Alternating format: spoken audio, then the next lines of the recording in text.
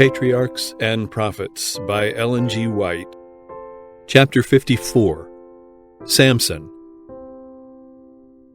Amid the widespread apostasy, the faithful worshippers of God continued to plead with him for the deliverance of Israel.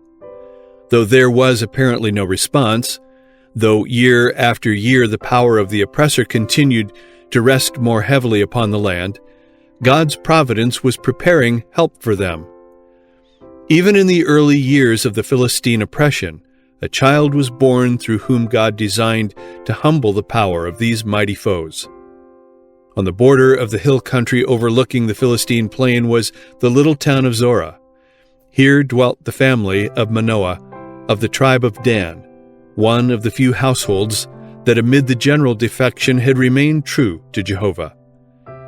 To the childless wife of Manoah, the angel of Jehovah appeared with the message that she should have a son, through whom God would begin to deliver Israel. In view of this, the angel gave her instruction concerning her own habits, and also for the treatment of her child. Now therefore beware, I pray thee, and drink not wine nor strong drink, and eat not any unclean thing. And the same prohibition was to be imposed from the first upon the child, with the addition that his hair should not be cut, for he was to be consecrated to God as a Nazirite from his birth. The woman sought her husband, and after describing the angel, she repeated his message. Then, fearful that they should make some mistake in the important work committed to them, the husband prayed, "Let the man of God which thou didst send come again unto us, and teach us what we shall do unto the child that shall be born." When the angel again appeared, Manoah's anxious inquiry was, "How shall we order the child, and how shall we do unto him?" The previous instruction was repeated, "Of all that I said unto the woman, let her beware. She may not eat of anything that cometh of the vine, neither let her drink wine or strong drink, nor eat any unclean thing. All that I commanded her, let her observe." God had an important work for the promised child of Manoah to do, and it was to secure for him the qualifications necessary for this work that the habits of both the mother and the child were to be carefully regulated. "Neither let her drink wine or strong drink," was the angel's instruction for the wife of Manoah, "nor eat any unclean thing. All that I commanded her, let her observe." The child will be affected for good or for evil by the habits of the mother. She must herself be controlled by principle, and must practice temperance and self-denial if she would seek the welfare of her child. Unwise advisers will urge upon the mother the necessity of gratifying every wish and impulse, but such teaching is false and mischievous. The mother is by the command of God himself placed under the most solemn obligation to exercise self-control. And fathers as well as mothers are involved in this responsibility. Both parents transmit their own characteristics, mental and physical, their dispositions and appetites to their children. As the result of parental intemperance, children often lack physical strength and mental and moral power. Liquor drinkers and tobacco users may and do transmit their insatiable craving, their inflamed blood and irritable nerves to their children.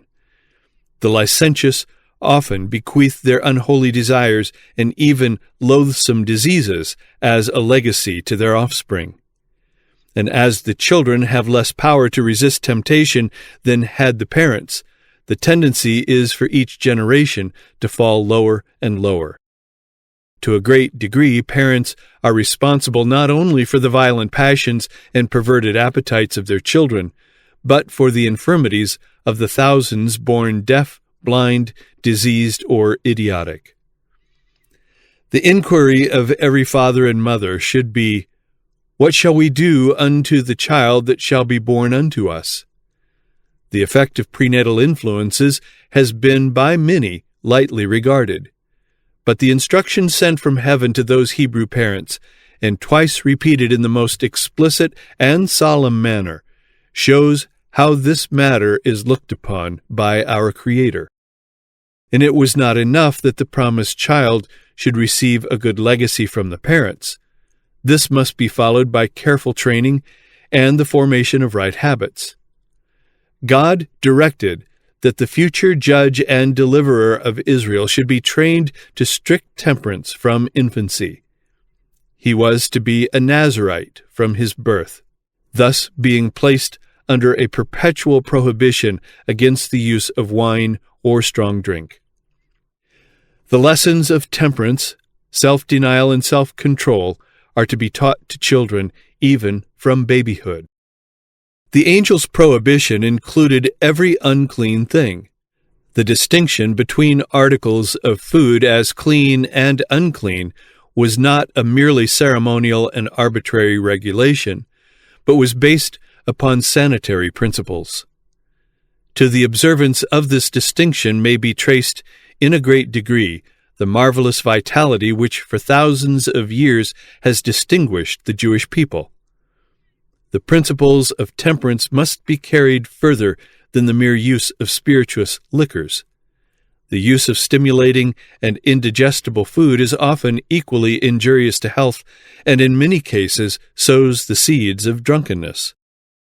True temperance teaches us to dispense entirely with everything hurtful and to use judiciously that which is healthful. There are few who realize, as they should, how much their habits of diet have to do with their health, their character, their usefulness in this world, and their eternal destiny. The appetite should ever be in subjection to the moral and intellectual powers. The body should be servant to the mind, and not the mind to the body. The divine promise to Manoah was in due time fulfilled in the birth of a son to whom the name of Samson was given. As the boy grew up, it became evident that he possessed extraordinary physical strength. This was not, however, as Samson and his parents well knew, dependent upon his well-knit sinews, but upon his condition as a Nazirite, of which his unshorn hair was a symbol. Had Samson obeyed the divine commands as faithfully as his parents had done, his would have been a nobler and happier destiny. But association with idolaters corrupted him. The town of Zorah being near the country of the Philistines, Samson came to mingle with them on friendly terms. Thus, in his youth, intimacies sprang up, the influence of which darkened his whole life. A young woman dwelling in the Philistine town of Timnath engaged Samson's affections, and he determined to make her his wife. To his God-fearing parents, who endeavored to dissuade him from his purpose, his only answer was, "She pleaseth me well." The parents at last yielded to his wishes, and the marriage took place. Just as he was entering upon manhood, the time when he must execute his divine mission, the time above all others when he should have been true to God, Samson connected himself with the enemies of Israel. He did not ask whether he could better glorify God when united with the object of his choice, or whether he was placing himself in a position where he could not fulfill the purpose to be accomplished by his life. To all who seek first to honor him, God has promised wisdom, but there is no promise to those who are bent upon self-pleasing. How many are pursuing the same course as did Samson? How often marriages are formed between the godly and the ungodly, because inclination governs in the selection of husband or wife. The parties do not ask counsel of God, nor have his glory in view. Christianity ought to have a controlling influence upon the marriage relation, but it is too often the case that the motives which lead to this union are not in keeping with Christian principles. Satan is constantly seeking to strengthen his power over the people of God by inducing them to enter into alliance with his subjects. And in order to accomplish this, he endeavors to arouse unsanctified passions in the heart. But the Lord has in his word plainly instructed his people not to unite themselves with those who have not his love abiding in them. What concord hath Christ with Belial? Or what part hath he that believeth with an infidel? And what agreement hath the temple of God with idols? 2 Corinthians 6, verses 15 and 16. At his marriage feast, Samson was brought into familiar association with those who hated the God of Israel. Whoever voluntarily enters into such relations will feel it necessary to conform to some degree to the habits and customs of his companions. The time thus spent is worse than wasted. Thoughts are entertained and words are spoken that tend to break down the strongholds of principle and to weaken the citadel of the soul. The wife, to obtain whom Samson had transgressed the command of God, proved treacherous to her husband before the close of the marriage feast. Incensed at her perfidy, Samson forsook her for the time and went alone to his home at Zorah. When, afterward relenting, he returned for his bride, he found her the wife of another. His revenge, in the wasting of all the fields and vineyards of the Philistines, provoked them to murder her, although their threats had driven her to the deceit with which the trouble began. Samson had already given evidence of his marvelous strength by slaying single-handed a young lion and by killing 30 of the men of Ascalon. Now, moved to anger by the barbarous murder of his wife, he attacked the Philistines and smote them with a great slaughter. Then, wishing a safe retreat from his enemies, he withdrew to the rock of Edom in the tribe of Judah. To this place he was pursued by a strong force, and the inhabitants of Judah, in great alarm, basely agreed to deliver him to his enemies. Accordingly, 3,000 men of Judah went up to him. But even at such odds, they would not have dared approach him had they not felt assured that he would not harm his own countrymen. Samson consented to be bound and delivered to the Philistines, but first exacted from the men of Judah a promise not to attack him themselves, and thus compel him to destroy them. He permitted them to bind him with 2 new ropes, and he was led into the camp of his enemies amid demonstrations of great joy. But while their shouts were waking the echoes of the hills, the Spirit of Jehovah came mightily upon him. He burst asunder the strong new cords as if they had been flax burned in the fire. Then, seizing the first weapon at hand, which, though only the jawbone of an ass, was rendered more effective than sword or spear, he smote the Philistines until they fled in terror, leaving 1,000 men dead upon the field.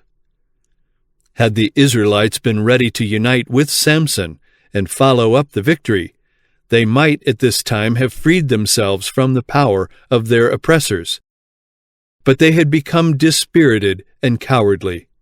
They had neglected the work which God commanded them to perform in dispossessing the heathen, and had united with them in their degrading practices, tolerating their cruelty, and, so long as it was not directed against themselves, even countenancing their injustice. When themselves, brought under the power of the oppressor, they tamely submitted to the degradation which they might have escaped, had they only obeyed God. Even when the Lord raised up a deliverer for them, they would, not infrequently, desert him and unite with their enemies. After his victory, the Israelites made Samson judge, and he ruled Israel for 20 years. But one wrong step prepares the way for another. Samson had transgressed the command of God by taking a wife from the Philistines, and again he ventured among them, now his deadly enemies, in the indulgence of unlawful passion. Trusting to his great strength, which had inspired the Philistines with such terror, he went boldly to Gaza to visit a harlot of that place. The inhabitants of the city learned of his presence, and they were eager for revenge. Their enemy was shut safely within the walls of the most strongly fortified of all their cities. They felt sure of their prey and only waited till the morning to complete their triumph. At midnight, Samson was aroused. The accusing voice of conscience filled him with remorse as he remembered that he had broken his vow as a Nazirite. But notwithstanding his sin, God's mercy had not forsaken him. His prodigious strength again served to deliver him.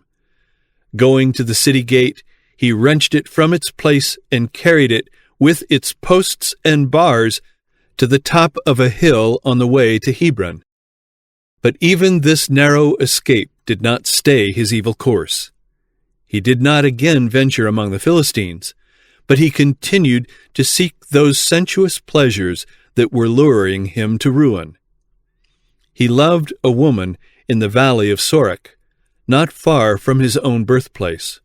Her name was Delilah, the consumer.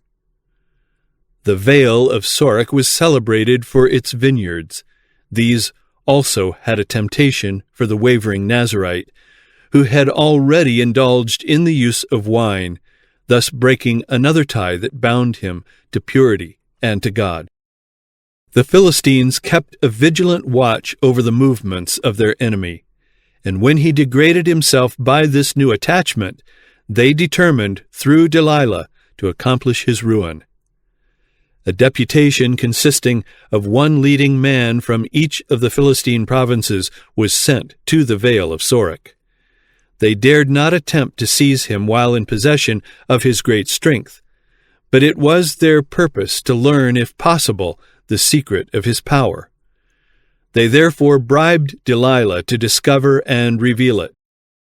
As the betrayer plied Samson with her questions, he deceived her by declaring that the weakness of other men would come upon him if certain processes were tried. When she put the matter to the test, the cheat was discovered.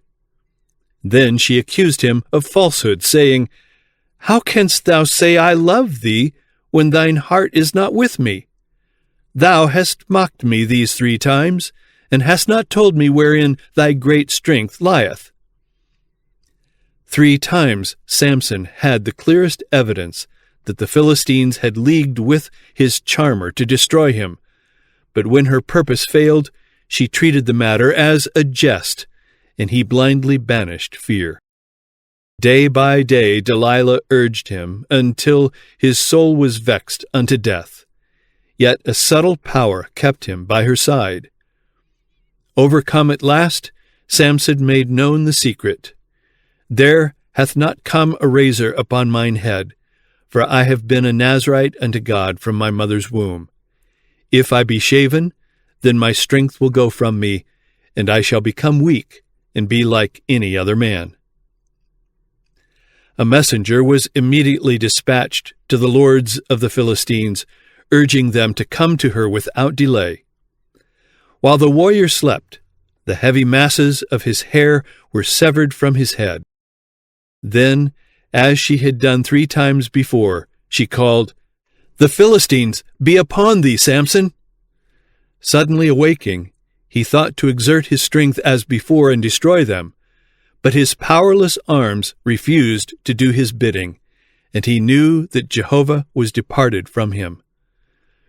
When he had been shaven, Delilah began to annoy him and cause him pain, thus making a trial of his strength. For the Philistines dared not approach him till fully convinced that his power was gone. Then they seized him, and having put out both his eyes, they took him to Gaza. Here he was bound with fetters in their prison house and confined to hard labor. What a change to him, who had been the judge and champion of Israel! Now weak, blind, imprisoned, degraded to the most menial service. Little by little he had violated the conditions of his sacred calling. God had borne long with him, But when he had so yielded himself to the power of sin as to betray his secret, the Lord departed from him. There was no virtue in his long hair merely, but it was a token of his loyalty to God. And when the symbol was sacrificed in the indulgence of passion, the blessings of which it was a token were also forfeited. In suffering and humiliation, a sport for the Philistines, Samson learned more of his own weakness than he had ever known before, and his afflictions led him to repentance. As his hair grew, his power gradually returned, but his enemies, regarding him as a fettered and helpless prisoner, felt no apprehensions.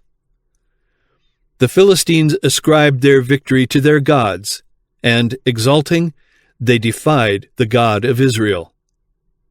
A feast was appointed in honor of Dagon, the fish god, the protector of the sea. From town and country throughout the Philistine plain, the people and their lords assembled. Throngs of worshippers filled the vast temple and crowded the galleries about the roof. It was a scene of festivity and rejoicing. There was the pomp of the sacrificial service, followed by music and feasting. Then, as the crowning trophy of Dagon's power, Samson was brought in. Shouts of exaltation greeted his appearance. People and rulers mocked his misery and adored the God who had overthrown the destroyer of their country. After a time, as if weary, Samson asked permission to rest against the two central pillars which supported the temple roof. Then he silently uttered the prayer, "O Lord God, remember me, I pray thee, and strengthen me, I pray thee, only this once, O God, that I may be at once avenged of the Philistines." With these words, he encircled the pillars with his mighty arms, and crying, "Let me die with the Philistines!" he bowed himself, and the roof fell, destroying at one crash all that vast multitude. So the dead which he slew at his death were more than they which he slew in his life. The idol and its worshippers, priest and peasant, warrior and noble, were buried together beneath the ruins of Dagon's temple. And among them was the giant form of him whom God had chosen to be the deliverer of his people. Tidings of the terrible overthrow were carried to the land of Israel, and Samson's kinsmen came down from their hills and, unopposed, rescued the body of the fallen hero. And they brought him up and buried him between Zorah and Eshtaol, in the burying place of Manoah his father.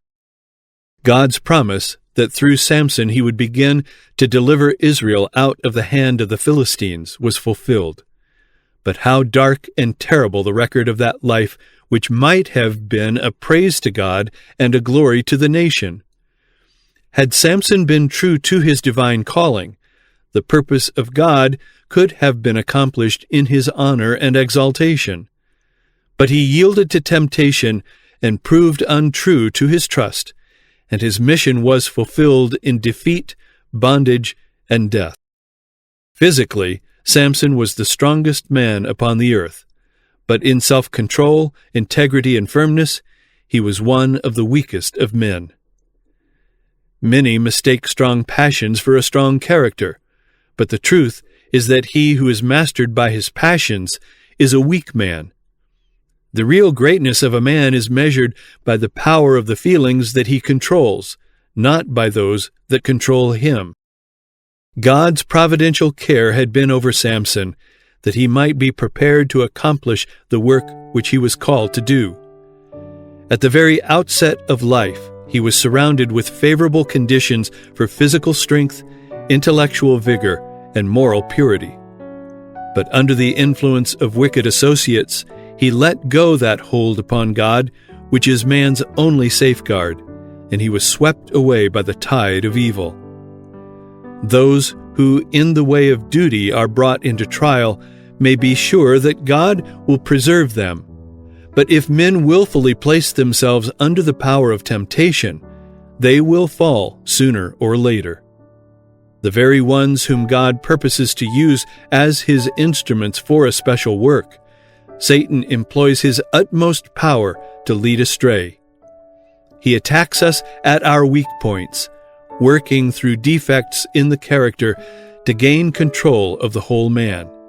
And he knows that if these defects are cherished, he will succeed. But none need be overcome. Man is not left alone to conquer the power of evil by his own feeble efforts. Help is at hand and will be given to every soul who really desires it. Angels of God that ascend and descend the ladder which Jacob saw in vision will help every soul who will to climb even to the highest heaven.